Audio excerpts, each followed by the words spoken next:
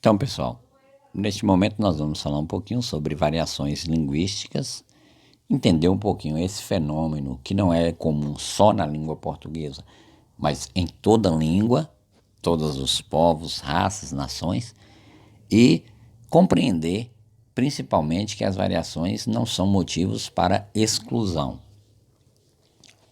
O que são variações linguísticas? Primeiro, a gente entende que língua é o conjunto comunicativo, em que abrange a linguagem verbal, seja oral, seja escrita, e também a não verbal por meio de imagens, gestos. Então, compõe a língua, que é o conjunto comunicativo. É uma construção humana, do ser humano, e histórica, que vai ao longo dos tempos.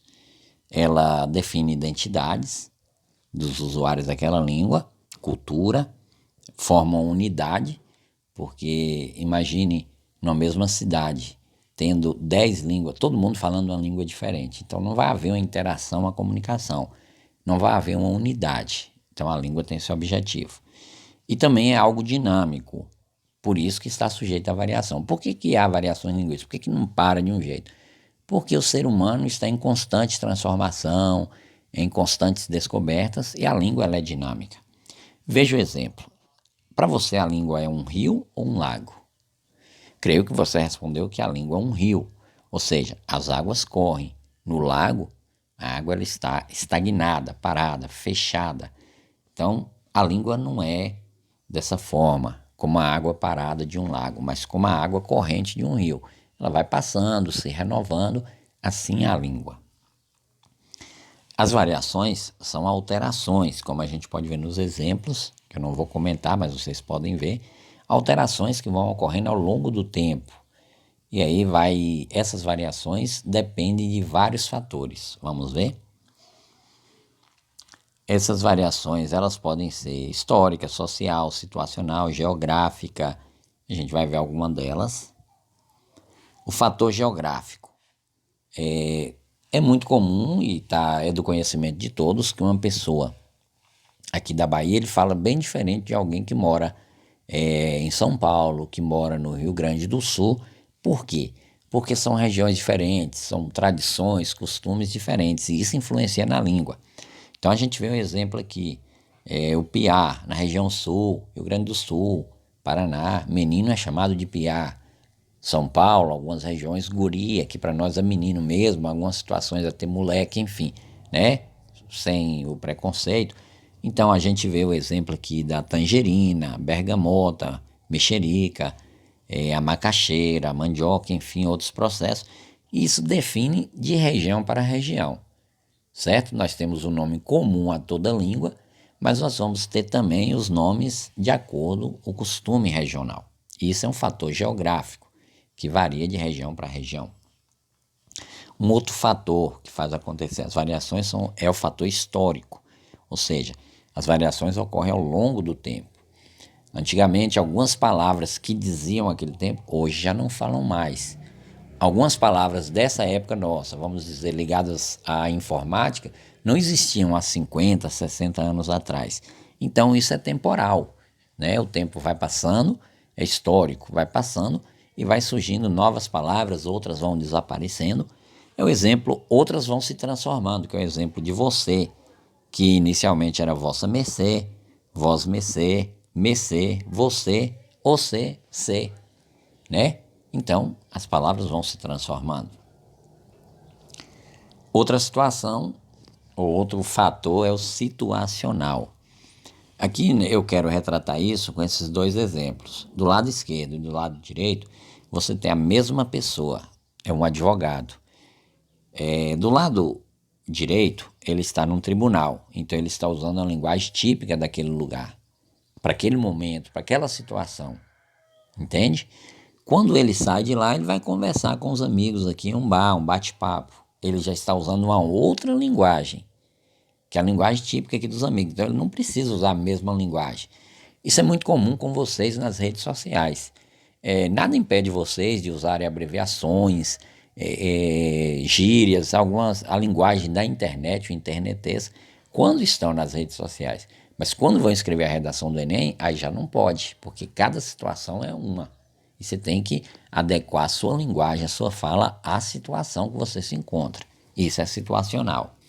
A sociocultural tem a ver com a cultura ou com a condição econômica, porque, lamentavelmente, sem ser preconceituoso, mas a realidade é que as diferenças econômicas, culturais, geram diferentes formas de falar. Então eu tenho alguém ligado ao universo das leis, do jurismo, né, com alguém que é do universo do surf. A linguagem é totalmente diferente, a cultura é diferente, então isso é sociocultural. Etária tem a ver com a idade, gosto dessa tirinha. Também aqui a conversa dos dois, depois vocês podem conferir na íntegra. São variações de acordo com a diferença de idade. Pessoal, isso aí acontece com vocês. Você conversa com seu avô ou sua avó, e quanto mais velha ela for, você vai perceber a maior diferença na linguagem. Tem coisas que ela fala que você não entende. Tem coisas que você fala que eles não vão entender, porque existe uma diferença etária, de idade, né? Muitas coisas, gírias, para os jovens de hoje, não é conhecida das pessoas de 50, 60 anos atrás. Por último, nós temos a norma padrão, que não é uma variação, mas é o conjunto que garante a uniformidade da língua, porque entendemos também, não desrespeitamos as variações, compreendemos as variações, mas se não houvesse uma língua padrão, se perderia a língua, então nós teríamos dificuldade de comunicar. Então tem a padrão, que não é única e não é a melhor por excelência, mas é aquela que organiza, certo? Para que não haja alterações constantes na língua. E aí, assim, o que era ontem, hoje já não é, amanhã já mudou, então acaba se perdendo. Então tem a língua padrão, né? Só que a língua padrão, ela não pode, a gramática padrão, o português padrão não pode ignorar as variações. Por quê? Para que isso? Para combater o preconceito linguístico. Como vemos nesse quadro, a professora ela não entende e não aceita o falar inculto de Chico Bento e acaba dando nota baixa nele e tendo uma atitude preconceituosa. E nós precisamos combater o preconceito linguístico, como vocês veem nessa imagem do livro de Marcos Bairno, como vocês veem aqui na tirinha, né, o amor, o coração sendo partido por causa da variação linguística do rapaz, e nós precisamos combater. Não é porque eu falo de uma forma, eu sou melhor do que o outro que não fala. Não é porque eu uso o português padrão, eu sou melhor daquele que não usa, que não teve escolaridade, que é diferente, enfim, né, de acordo com as diferenças. Então nós precisamos combater o preconceito linguístico. Vamos ver lá, pessoal? Característica da língua que promove as variações. O que na língua faz ocorrer variações? A fala escrita, o dinamismo ou o conservadorismo? O dinamismo. Lembra do rio? Dinâmico, movimentâneo. É isso que promove as variações. Tipo de variação linguística que ocorre por conta da diferença cultural. Geográfica, histórica ou social? Social, né, pessoal? Diferença de cultura, diferença de nível social promove uma variação sociocultural. Qual a principal função da norma padrão? Manter um padrão, uma forma válida para todos os falantes, evitar o surgimento de variações na língua ou separar os falantes em níveis. Claro que não é separar, isso é preconceito.